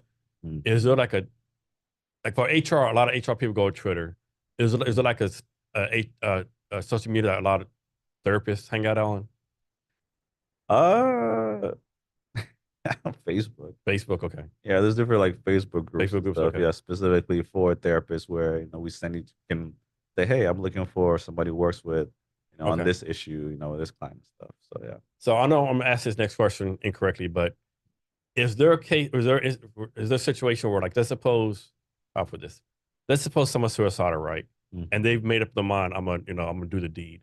Mhm. Is there a point where they made a plan that I'm gonna do this? Is there a point where like they can't be talked out of it? Like someone has in mind that I'm doing this. Mhm. Like no matter who talks to them, what resource they do, like they're in mind they're gonna do this, right? Yeah. Um, Or can they still be talked out of it, so to speak? you say I asked like if I as a therapist can like talk somebody down or a Yeah. therapist. Or any yeah. Or they like I hate to use a firm like too far gone, but like they've like I'm doing this Tuesday, 8 in the morning. I'm doing this, right? I mean, so if I hear that, right, again, as a mandated reporter, I have You to got to tell call. someone, I okay. have to tell somebody. Okay, all right, Yeah. okay, Just okay. because like, yeah, they can't harm themselves. But like if someone's decided like, hey, I'm doing this, is it, I mean, can you really stop them, right? Like besides putting them 24/7 watch, putting them in a jail cell, having a battle buddy, like I and mean, like army, a lot of time people say they're gonna like, do harm themselves. We got to put mm-hmm, like a battle buddy with them 24/7, right? mm-hmm. Yeah, I mean, hence why you call somebody, right? And Mm-hmm. even if, maybe they're taken to like, isolation, involuntary detained is what we call it. Um, when they're sent to like a psychiatric unit and whatnot. Yeah, Yeah, they can still say, yo, the minute I get out of here, I'm gonna do it. yeah. Right. It's like And you I keep them the detainee cell like the rest of their lives? I mean, well, that's maybe you do. I don't know. I can't say I don't know what the laws are Yeah, with that, right? But I think if they are still trying to, or making claims to harm themselves, it wouldn't necessarily be safe to let them out. But yeah, again, don't quote me on yeah, that. I'm yeah, not exactly exactly. what Yeah, I'm talking about. yeah. Um, so we both live in Seattle. Yeah. Obviously, Seattle has like mental health issues, homeless issues, drug issues. Yeah. And like we talk pre-talk, like I tell people all the time, people waste more than me, way more money than me, have themselves solved it, right? Sure. And I tell you some of the stories of like instances here, like last couple months, right? Mm. I mean, obviously people say we just can't take these people like lock them up in an institution, right? Yeah. But I mean, plain devil's advocate, why not, right? Maybe that's what they need, right? But people say, well, no, it's not their choice. But if they're Mhm. in the state, do they really have a choice anyway, right? Yeah. Well, see, and this one is tricky, Yeah, it's very right? tricky. Yeah. Very tricky and controversial because one, we don't know the past of this person, Mhm. right? Like, so for example, one of the most common ways that folks end up becoming addicted to drugs is actually through prescription medication, Yeah, I've heard that. right? Yeah. So folks who say might be prescribed for like pain medication, right? Like, what is it called? What's that? Oxycodone, Oxycontin, Vicodin. all of that, right? Those are very easily addictive drugs, right? Once you're cut off, you can have withdrawals. And one of the ways to be able to actually address those withdrawals is through drugs like heroin, right? Or even like methamphetamine, what have you, right? And going down that path, right? Next thing you know, you've sold everything that you own, And and it can happen fast, right? exactly, yep. So it's like, well, this person didn't necessarily choose this situation, Mhm. right? It was once upon a time they were prescribed the medication by what they deemed as a trusted medical professional, and now they've developed an addiction. And how do you kind of help folks with that? And also, the tricky thing about addiction is that folks have to be willing and open actually to receive help Yeah. because you can't help somebody who doesn't want to be helped. Yeah, I think the unfortunate thing in Seattle, I think a lot of us are just desensitized, right? Yeah. We see it every day. I Yeah. mean, it's like it is nothing changing. Mm, Like with me, like when I was in the army, I got hurt really bad one time. mm, They made me Vicodin, right? yeah. Like I can never take this again. It was Hmm. like this. If I take this again, I'll be addicted. It was like I was so wonderful. It's like the greatest feeling in the Yeah. world. I You like, felt that, huh? yeah, I felt it. Like, man, and look, I was smart enough. Like, yeah, I can't fuck with this no more, right? Hmm. It was Hmm. like, yeah, it was next level, right? Yeah. And and the crazy part too is, America is a very stressful place, Mhm. very stressful country. How great would it be if you could just pop a pill and it just make you forget all about all that? Hey, Vicodin was that for me. Listen. Vicodin was that for me, yo. Uh-huh. See, so it's I like, like, damn. And I know what Eminem's talking about now. no, so it's like, dang, like, yeah, what do we do? Because at some point too, you really like can't blame folks because it's like life is stressful, Mhm. man. And it's like if I take a pill or take a little injection or a shot Mhm. that'll make me forget all my worries. Happy go lucky, but then you're not really experiencing life, are you? There we go. Yeah.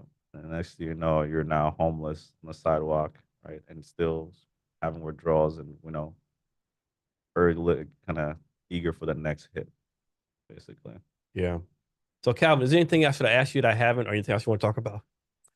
Um, well, I think, what's it like for therapy for folks of color? I think that's something that's always fairly interesting. I'll be honest, I was a bit surprised when I saw how many folks reach out, especially for therapy, specifically folks of color, but also a lot of people kept saying, for one, I did not know where to go to find a therapist, right? Because I assumed that everybody knew about psychology today and what it is, but a lot of people come to find out actually don't know where to find a therapist. Like I asked a friend, like, yo, like, if you had to find a therapist with somebody, where would you go? Like, no, I would ask you. What do you mean? Like, I don't know all the therapists in this stage. Like, well, you're a therapist. Like, I would assume you know somebody, right? Like, That's funny. no, nah, not really, right? So it's like definitely barriers to finding resources and finding folks that people are seeking and looking for. But also lack of knowledge, right? About one, what therapy is, what it looks like, and how culturally it might just be interpreted or, how culturally how people might view this idea of going to somebody whom you don't know. You go tell, I hate to use the word tell, but yeah, I was gonna say it, to tell about things that are happening in your family, different culturally. And do you have any mentors? Do I have any mentors? I used to have a mentor, but he moved. Uh, he's busy doing his own thing. But right now, I would say, yeah, some of my friends in ways are my mentors, right? They've had more life experience than I have, so I like to be asked them questions about stuff. And also some of the organizations I'm a part of. So I am the vice president of the Employee Assistance Program, Employee Assistance Profession Association, the Northwest chapter. So that encompasses Washington, Hawaii, and I think Oregon as well too. Um, and some of the folks in there, great, wonderful people, right? And they definitely have experience, one, working in this field, but also, how to help employees as well who are looking for resources. So those folks I can consider to my mentor as well too. And I guess it's safe to say with that organization and you're doing the TA stuff that you're mentoring people yourself. Yeah, yeah, yeah. I have people who, see what I'm doing, hear about what I'm doing, and wanting, like you said, just asking questions about, hey, like, what can I do to, path go kind of go down this path, right? What does that look like? I had a friend who he says I'm his mentor. He wants me. I was like, yeah, for sure. But basically, he just graduated with his bachelor's in psychology, and was asking, hey, I I know I want to be a therapist, but I'm not sure which path or which degree to pursue. Right? Do I pursue a graduate degree in psychology or can I do social work? Right? Because he was very much about one helping the youth, right? But also wanted to still be invested in the community, right? Like, because being a therapist, one, our program is very much like individual, right? We're teaching about the individual, how these things impact the individual, versus I think social work, which is a bit more broad, right, in terms of understanding how systems impact people, right? So I think depending on just his personal philosophy, which one would be best. And I was like, well, I'm having this event called We Might We Matter. I'm gonna have some therapists, there. I'm gonna have some who are social works, who are, from a psychology background. Why don't you speak with each of them and see which one you like? So we spoke with him, and he was like, Kelvin, I think I'm gonna be a social worker. I was like, all right, there you go. Seems like that's your philosophy, and that's what you believe in. Go ahead and do it. So yeah, And to be a therapist, you have to have a master's degree, correct? yes. So if someone only has a bachelor's degree in psychology, what can they do as a career? And you can do a lot with it, and that's like almost like it's like a call it a pro, but also a con in some ways because it's like, well, everything involves Yeah. psychology in some way, so you can go wherever. Um, I know when I got my bachelor of psychology, I worked in a um in treatment facility that worked with like adolescents, right? Who uh juvenile court was like, we're not gonna put you in jail, we're just gonna put you in like a little rehabilitation facility for a little bit, right? And I worked there as one of like the facilitators, one of the folks just making sure the program was running smoothly and right. Communicating with the kids, talk with the kids, maybe have like, just conversations with them and stuff. So yeah, that's one way you can go. And it helped me to also like work on my active listening skills and, just understanding, how these different disorders that we learned in school actually look like, in the real world, especially for the young kids and stuff. So as far as like your own personal career goals, should it be like maybe you'll have like franchises out, have different like people working under you, like you're gonna hire a team of therapists in the Man, future, or just be are you just content like having your own company by yourself and making money that way? I mean, yeah, that's nice, but also I want to be able to create a company that can um connect folks who are looking for therapists of color, right? So your psychology today, which has pretty much everybody, right? But for folks who are looking, because again, I think it was like 4% of all therapists are black, and like 6% is like Hispanic or Asian. Because yeah, because like when we talk about the field, 87% of it is white when the 13% is split between everybody else. And it's like, as folks of color living in America is very stressful. And how can we find folks who can kind of help us process, maybe have the tools to be able to, be more, I don't say be more resilient, but also just process, right? Make sense of some of the things that we might be experiencing that we might not have the language for, right? And where can we go to find that? And I want to be able to create a company that can help folks be able to find those resources. So, So based on stats, how important is to you like to make sure you're like a good role model so people look up to you and say, hey, this guy, he's a black therapist, he's yeah. presenting himself well, like he's doing the right thing, so to speak. Yeah. I mean, I gotta be good because like I want more people like me, right? I want there to be more black male therapists, specifically black male therapists, because one, there aren't a lot. And two, I get a lot of just comments and phone calls, right, of folks who are looking for, say, even like male role models or mentors, or even folks who can help with the young black boys, right? Like, where can they go to be able to kind of share and talk with somebody, another black male, right, about what it's like to be a young black boy growing up in America, right? There aren't a lot of spaces for these young kids. Um, so yeah, I I guess in some way I have to be, kind of like Yeah. a There's some role things you can't be seen doing in public, I'm guessing. yeah, nah, man. Um, Unfortunately. so speaking of young kids, so like in Seattle, there's like this big epidemic of like teenagers like Yeah. killing each other. I think a couple of days ago, they like these teenagers had like freaking machine guns at this parade. Like, where Yeah. do you think that's coming from? It's like, is that everywhere in the United States? Is this here? Like, it's just insane. Like, I can't say, man. I can't say if this is like, you know, nationwide, but it does seem like, when you go online, man, we're living in a different world right mhm, now, right? Like one kid growing up, I'm sure you're not, we didn't have access to all this information, yeah, right? We didn't have access to all like these images of people's lives, Yeah. right?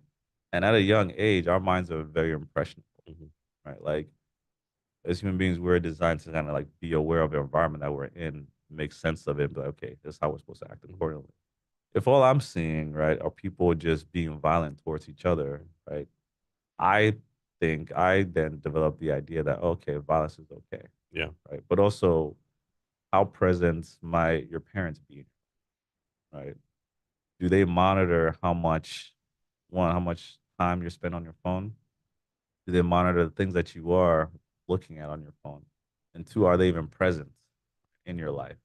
Because your parents aren't present. Again, going back to what we said about relationships, whatnot, you can feel as if no one cares about me. No one cares about me. My life must not matter.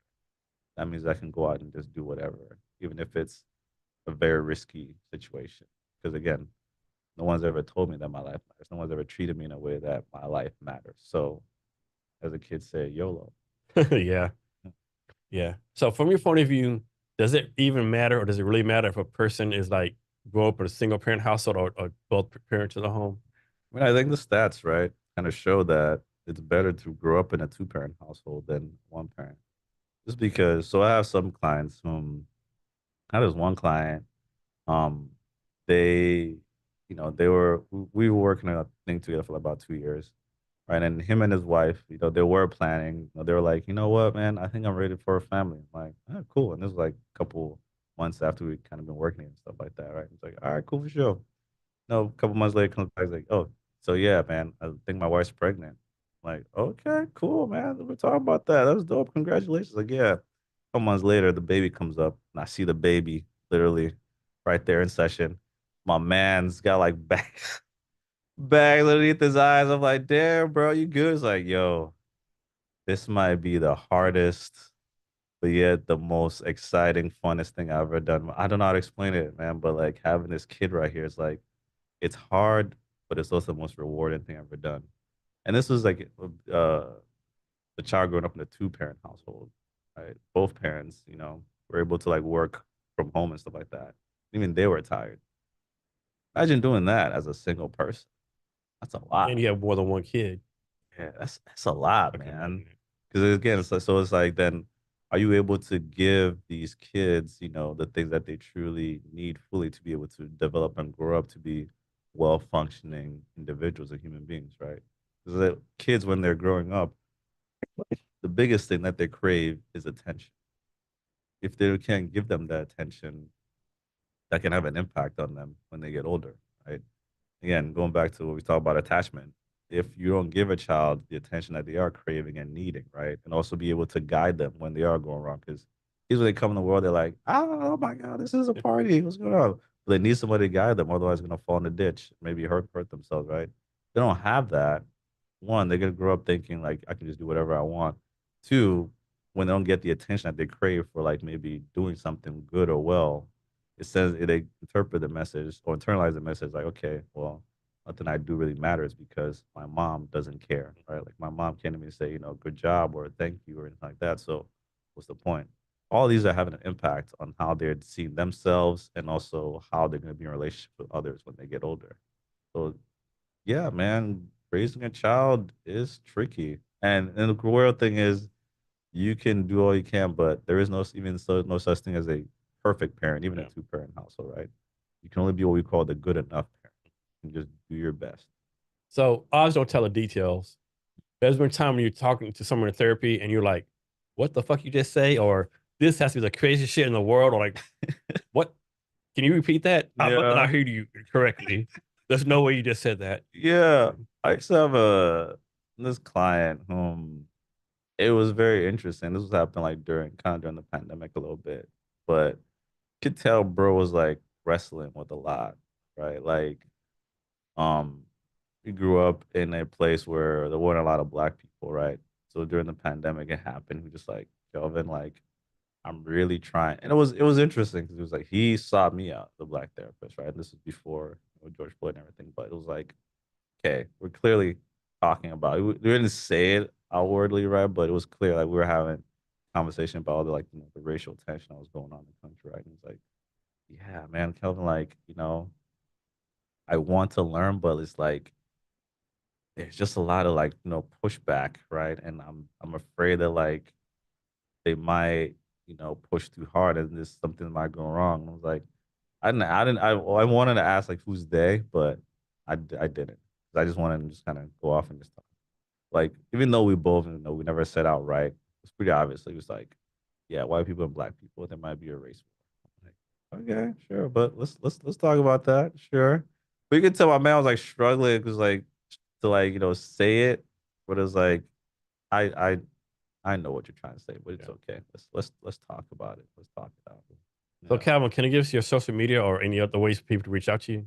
Yeah, yeah. So you can find me on Instagram, at Peprah Counseling, and also my website, peprahcounseling.com. You can send me an email at kelvin@peprahcounseling.com. And you can find me on LinkedIn too. You also do, I think, a free initial consulting, like 30 minutes, I think. Yeah, yeah. So, if you'd like to work with me, I do a free 10-15 minute consultation, right? And that's just to find out if, we'll be compatible working together and also just to find out a bit more about what brings And folks so, how together. deep does that get? It's only 15 minutes. I'm sure you can't get too deep, but like, Nah, nah. It's just more of like a like a cursory kind of like okay, glance. what Like, they're struggling with, yeah, what they need, what they want. But, what I okay, want to work on, and what goals they might have, okay, in therapy. all right. Hey, Calvin, thanks for your time today. Really appreciate you. Of course, thank you, man, for having me. This is Yes. Jason. And to our listeners, thank you for your time as well. And remember to be great every day.